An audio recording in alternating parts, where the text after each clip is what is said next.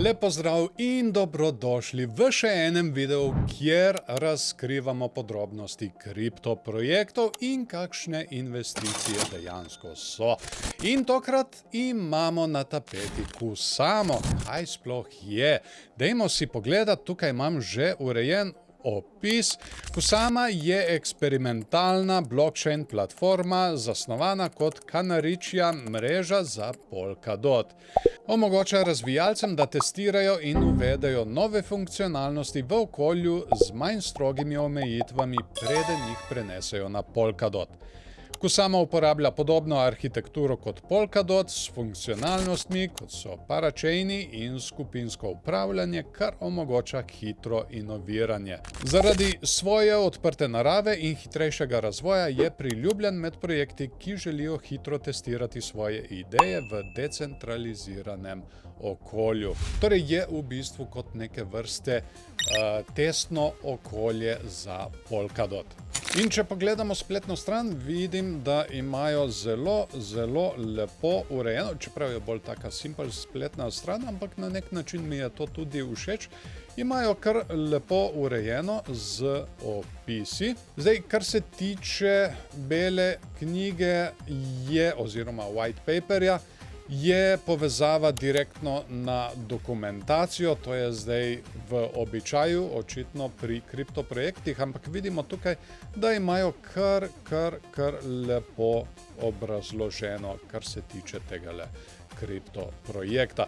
Zdaj, Kusamo bom, čeprav je izredno povezana s Polkadotom, jo bom vseeno poskušal oceniti posebej. Torej, poskušal bom to oceno čim bolj ločiti od samega Polkadota, čeprav je toliko povezana z njim, ampak še vedno se gre za poseben oziroma posebej projekt. Tako da ta prvo sekcijo, kjer gledamo sam projekt in jasnost cilja projekta, vpliv na industrijo in jasnost bele knjige, no tukaj dobijo vseh 15 točk od možnih 15.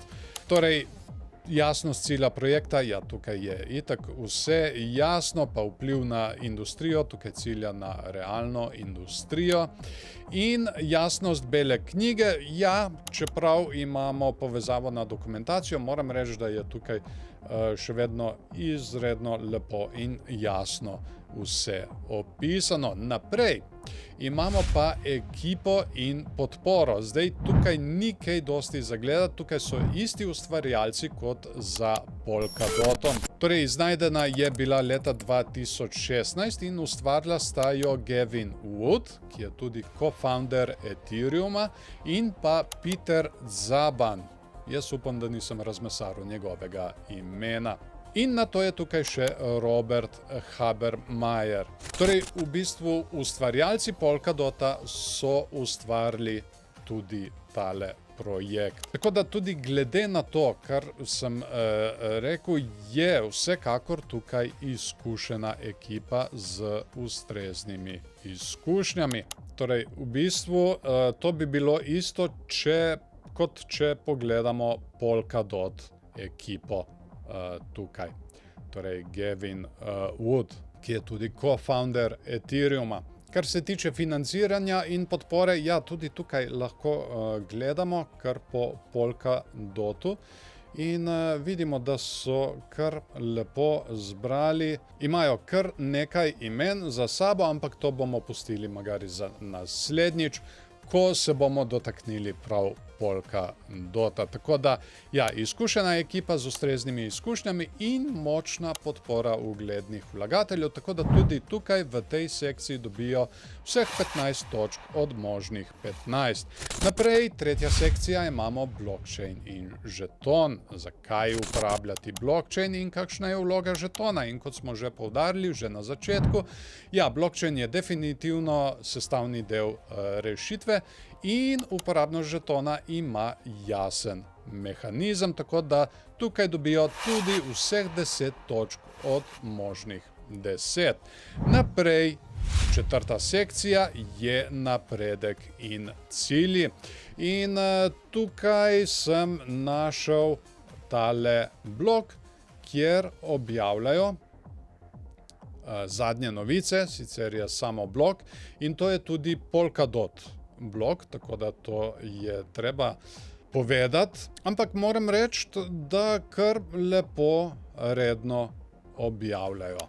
Še vedno pa ponavadi pri kriptoprojektih pričakujemo več, recimo, da imajo prav neko časovnico in koliko so pri kakšnem cilju že v napredku. Po mojem, mislim tako, ponavadi smo navajeni, da odstotkovno prikažejo, koliko imajo še do konca. In na to imamo 5. sekcijo, to je tehnična analiza.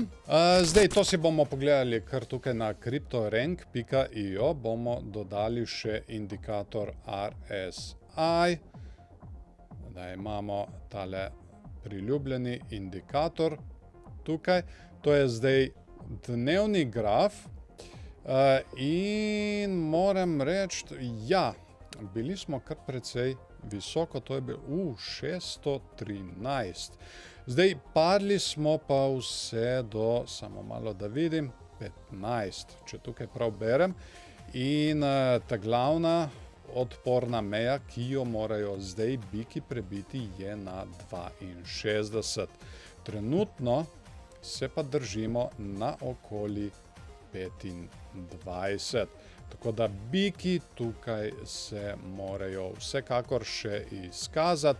Tudi RSI nima nekih takih večjih znakov, kakšnih divergenc, tako da tukaj je bolj mešano vse skupaj. Poglejmo si zdaj še menjalnice, koliko prometa ima kaj. Ja, vajeni smo na višji promet, ampak so pa kar ugledne menjalnice. Tako da za vse skupaj od 15 možnih točk za tehnično analizo dobijo 9 točk. Naslednji 6. segment je sentiment. To pogledamo, kako so kaj aktivni sledilci oziroma koliko sledilcev imajo. In če pogledamo tukaj na Twitter, lahko vidimo, da imajo že več kot 250 sledilcev, kar 250 tisoč, pomota. Imajo že več kot 250 tisoč sledilcev, kar je res super številka.